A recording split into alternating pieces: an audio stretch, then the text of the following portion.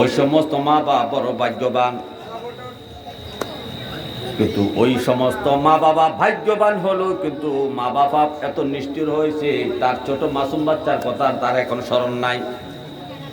মাটি দিছে কোন কবরস্থানে তারও কথা মনে নাই। আছে না এরকম? অথচ যে সন্তানটা তাকে জান্নাতে নেওয়ার কারণ হইবে ওই সন্তানকে সে বলে আছে, আর যে সন্তানটা তার জাহান্নামে যাওয়ার কারণ হইবে ওই সন্তানের প্রতি তার আকর্ষণ বেশি। সন্তান কামাই বেড়া খাওয়াবে, সন্তান যত খারাপ কাজ করে এটার প্রতি সাপোর্ট তার আছে। অথচ যে সন্তানটা তাকে জান্নাতে নিয়ে যাবে ওই সন্তানের কথা তার স্মরণ নাই, ওই সন্তানের জন্য তার কোনো মায়া নাই, ওই সন্তানের কথা সে মনের মধ্যে ভাবে না। এমন নিষ্ঠুর মা বাবা দুনিয়াতে আছে কিনা বলেন? হে আমার ভাইও, আগেকার যুগের অনেক বুজুর্গ ব্যক্তিরা আল্লাহর কাছে মুনাজাত করতেন, রব্বি কারীম আমার ছোট একটা বাচ্চা যদি মারা যাইতো, আমি যদি ছোট একটা মাসুম বাচ্চা মৃত্যুবরণকারী মা বাবা হইতে পারতাম, বাবা হইতে পারতাম, এই বলে তারা আফসোস করত। অনেক বুজুর্গ ব্যক্তি মুনাজাতে বলতেন, রব্বি কারীম আমার ছোট একটা মাসুম বাচ্চার মৃত্যুবরণকারী মাসুম বাচ্চার বাবা বানান, অর্থাৎ আমার একটা সন্তান দুনিয়া থেকে বিদায় নেন মাসুম বাচ্চা। কিন্তু মুনাজাত করতেন মৃত্যুর আগ পর্যন্ত তার সন্তান কোনো মারা যায় নাই। এমন সৌভাগ্য মুনাজাতের মধ্যে আল্লাহর কাছে চাইছেন, কিন্তু ওই ভাগ্য তার জোটে। আর আপনি আমি না চাইতে এমন ভাগ্য আপনাকে আমাকে আল্লাহ দান করেছেন। প্রায় মা বাবার আছে ছোট ছোট মাসুম বাচ্চা দুনিয়া থেকে বিদায় নিয়েছে, আছে না? আছে। এই জন্য ওই সমস্ত মা বাবা সৌভাগ্যবান যাদের ছোট মাসুম বাচ্চা দুনিয়া থেকে বিদায় নিয়েছে আর ধৈর্য ধারণ করেছে, আলহামদুলিল্লাহ বলেছে, ওই সমস্ত মা বাবা ভাগ্যবান। আর 4 নম্বর হইল যে সমস্ত মা বাবার সন্তান পাগল হয়েছে, প্রতিবন্ধী হয়েছে, কানা হয়েছে, ল্যাংড়া হয়েছে, বোবা হয়েছে। পাগল সন্তানের মা বাপ যারা হয়েছেন ওই মা বাপ বড় ভাগ্যবান। হাদিস শরীফের মধ্যে আছে পাগল সন্তানের মা বাপ বড় ভাগ্যবান, পাগল সন্তানরা বিনা হিসেবে জান্নাতে যাবে। কারণ শরীয়তের কোনো হুকুম হাকাম তাদের উপর বর্তায় না, নামাজের হুকুম তাদের উপর বর্তায় না, রোজার হুকুম, পর্দা পুশিদার হুকুম, হালাল হারামের হুকুম, শরীয়তের কোনো হুকুমে কোনো পাগলের উপর প্রযোজ্য নয়। শরীয়তের হুকুম হলো সুস্থ সবল সুস্থ মস্তিষ্ক ওয়ালা ব্যক্তিদের উপর শরীয়তের হুকুম বহাল থাকে। কিন্তু পাগল, প্রতিবন্ধী, কানা, লুলা এই সমস্ত যারা একেবারে প্রতিবন্ধী যারা, এই সমস্ত সন্তানদের প্রতি শরীয়তের কোনো হুকুম নাই। যেখানে শরীয়তের হুকুম নাই, শরীয়তের হুকুম না হওয়ার কারণে তাদের কোনো আমল নামাও নাই। আমল নামাও কি নাই। এই জন্য এই পাগলরা, এই প্রতিবন্ধী, এই কানা লোকেরা বিনা হিসেবে জান্নাতে যাবে। কিন্তু বর্তমান সমাজে যদি কারো সন্তান প্রতিবন্ধী হয়, লুলা হয়, কানা হয়, পাগল হয়, মা বাপকে গালি দেয়, তোর ঘরে একটা গজব আইছে। আরে ভাই এটা গজব নয়, গজব নয়, তার ঘরে রহমত আইছে। যার ঘরে পাগল আছে তার ঘরে রহমত আছে।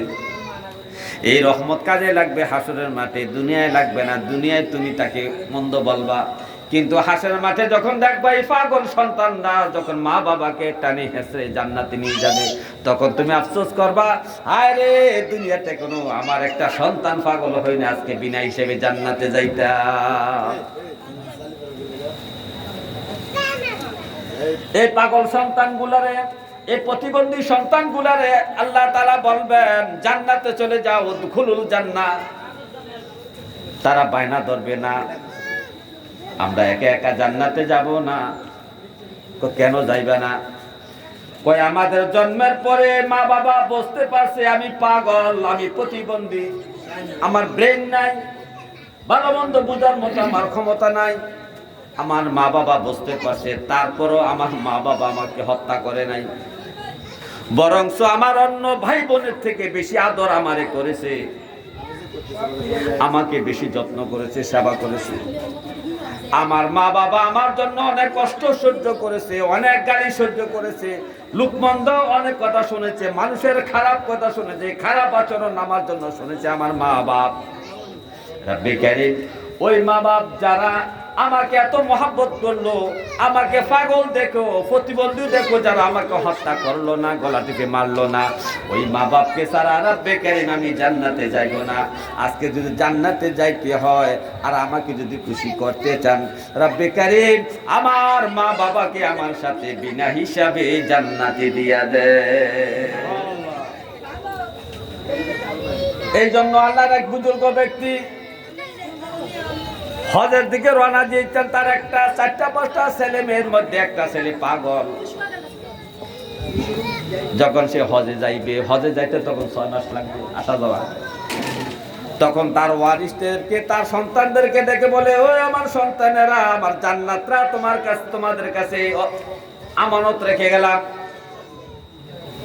আমার জান্নাতটা তোমাদের কাছে আমানত রেখে গেলাম। আমার জান্নাতটাকে তোমরা সেবা যত্ন করিও। যতদিন হজ না করে আমি আসবো ততদিন পর্যন্ত আমার সন্তানগণ কষ্ট দিবা না। তখন সন্তানের প্রশ্ন করে, এ আমার বাবা, এটা আপনি কি বলেন? আপনার জান্নাত কোনটা? কয় আমার পাগল সন্তানটাই হইল আমার জান্নাত। কয় আমার এই হজ আমাকে জান্নাতে নিতেও পারে, নাও নিতে পারে। আমার হজ কবুল হইতে পারে, নাও হইতে পারে। আমার রোজা কবুল হইতেও পারে, নাও হইতে পারে। আমার নামাজ কবুল হইতে পারে, নাও হইতে পারে। কিন্তু শরীয়তের হুকুম আছে বিদায় আমি সম্পদশালী হওয়ার কারণে হজের জন্য আমি মক্কা মদিনায় রওনা দিলাম। কিন্তু আমার এই জান্নাতটা তোমাদের কাছে রেখে গেলাম। 6টা মাস হইল আমার এই জান্নাতকে তোমরা সেবা যত্ন করবা। চিন্তা করছে? হে আমার ভাই, রাস্তাঘাটে পাগল দেখলে কিছু নাফরমান ব্যক্তি পাগলের সাথে ঠাট্টামি করে, দুষ্টামি করে, তাকে মারে ধরে। আরে বেয়াদব, তোমার মতো যদি সুস্থ মস্তিষ্ক থাকতো সে তোমাকে মারতো না। তুমি যেমন কোনো মানুষকে মারো না, তোমার ব্রেইন আছে, সুস্থ মস্তিষ্ক আছে, তোমার বুঝ আছে, ক্ষমতা আছে, তোমার মেধা আছে, বিদায় তুমি কাউকে মারো না। কিন্তু ওই লোকটা তোমাকে মারলো একমাত্র কারণ হলো তার ভালো মন্দ বিচার করার তার ক্ষমতা আল্লাহ দেয় নাই, তার ব্রেন নাই, তার ব্রেনটা অসুস্থ। সুস্থ মস্তিষ্কের মানুষে হয় নাই বিদায় তোমার দোকানের জিনিস নষ্ট করছে, তোমার সাথে খারাপ আচরণ করছে, গালাগালি করছে, তোমাকে ইটা দিয়েছে, তোমার সম্পদ নষ্ট করেছে, তোমার ব্যবসা প্রতিষ্ঠানে ক্ষতি করেছে। কারণ তার হিতায় জ্ঞান নাই, ভালো মন্দ বিচার করার তার কোনো মস্তিষ্ক নাই। আল্লাহ তাকে কুদরতে পায় এমন বানাইছে। তুমি এই পাগলের খারাপ আচরণে তুমি তার সাথে খারাপ আচরণ করলা, তারে মারলা। আরে নাফরমান, তুই তাকে মারস নাই, তুই কত কি পরিমাণ গুনাহ তোর আমল নামায় লিখছ, হাসরের মাঠে গেলে তুমি তা দেখতে পাইবা। এই জন্য আপনাদের হাতে পায়ে ধরে অনুরোধ করবো, রাস্তাঘাটে কোনো পাগলকে মারবেন না যদি পাগল আপনার সাথে খারাপ আচরণ করে। রাস্তাঘাটে কোনো পাগলকে, কোনো প্রতিবন্ধীকে, পাগলকে, প্রতিবন্ধীকে আপনি আঘাত করবেন না, বরং তাদেরকে মহাব্বত করবেন। আপনি তাদেরকে খাবার কিনে দিবেন, একটা প্রতিবন্ধী দেখলে তার সাথে কথা বলবেন, তাকে হাসি দিয়ে কথা বলবেন, প্রয়োজনে তাকে একটু মজার জিনিস কিনে দিবেন, তারপরও তাকে মহাব্বত করবেন। হয়তোবা এই মহাব্বত হওয়ার কারণে হাসরের মাঠে আপনাকে চিনতে পারবে। আর চিনার কারণে রব্বে কারীম, দুনিয়াতে আমি প্রতিবন্ধী ছিলাম, পাগল ছিলাম, ওই যে আপনার বান্দাটা, সেই ব্যক্তিরা খোঁজার বাজারে আমার জন্য অনেক সেবা যত্ন করেছে, আমাকে মজার জিনিস কিনে দিয়েছে, আমার সাথে হাসিটা কথা বলছে। রব্বে কারীম, আপনার এই বান্দাকে স্যার আমি জান্নাতে যাইব না, মাবুদ আপনার এই বান্দাকে আমার সাথে জান্নাতে বিনা হিসাবে দিয়া দে।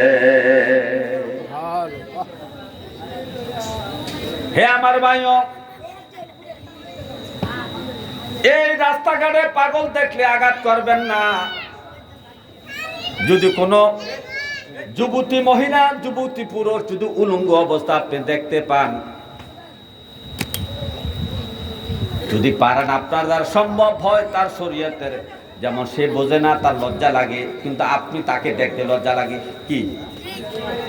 সে তো বোঝে না আমি ল্যাংড়া, এটা তার লজ্জা লাগে, সেটা বোঝে না, তার তো ব্রেন নাই, মস্তিষ্ক নাই, অসুস্থ মানুষ।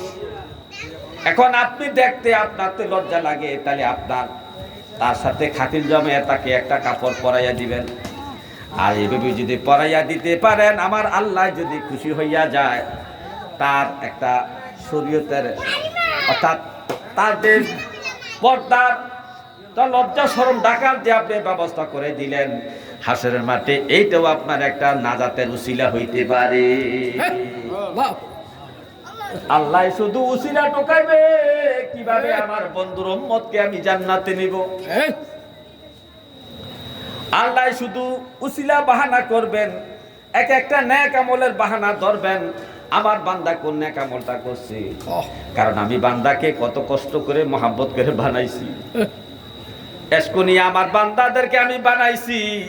এই বান্দাদেরকে জান্নাতে নেওয়ার জন্য আল্লাহ বাহানা টোকাইবেন, উসিলা টোকাইবেন। সুতরাং রাস্তাঘাটে কোনো পাগল দেখে আঘাত করবেন না। পাগল তো সে মস্তিষ্ক, সে যদি একটা কথায় পাবেন, সে যদি সুস্থ থাকতো তাহলে আপনার দোকানে ঢিল মারতো না। সে যদি সুস্থ হয়ে থাকতো আপনাকে কিল মারতো না। সে সুস্থ হয়ে থাকলে আপনাকে আঘাত করতো না। যেমন আপনি সুস্থ আছেন বলে আপনি সুস্থ মানুষকে আঘাত করেন না, সে তো আপনার মতো নয়। সুতরাং সে আল্লাহ তাআলা তার ব্রেনকে ডিফেক্ট করে দিয়েছেন। আল্লাহ তাআলার সিদ্ধান্ত এটা যে 40 বছর পাগল অবস্থায় বাংলাদেশে ঘুরবে, রাস্তাঘাটে ঘুরবে, বাজারে হাটে ঘুরবে। এই অবস্থায় থাকবে আল্লাহ তাআলার সিদ্ধান্ত। এই আল্লাহ তাআলার সিদ্ধান্তকে যদি আপনি মেনে নিতে পারেন, আর যদি আপনার এই প্রতিবন্ধী মানুষদেরকে পাগলদেরকে আপনি সেবা যত্ন করতে পারেন, আপনি যদি তাদেরকে মহব্বত দেখাইতে পারেন, হাসরের মাঠে হয়তো বা এই পাগলের এই মহব্বতের কারণে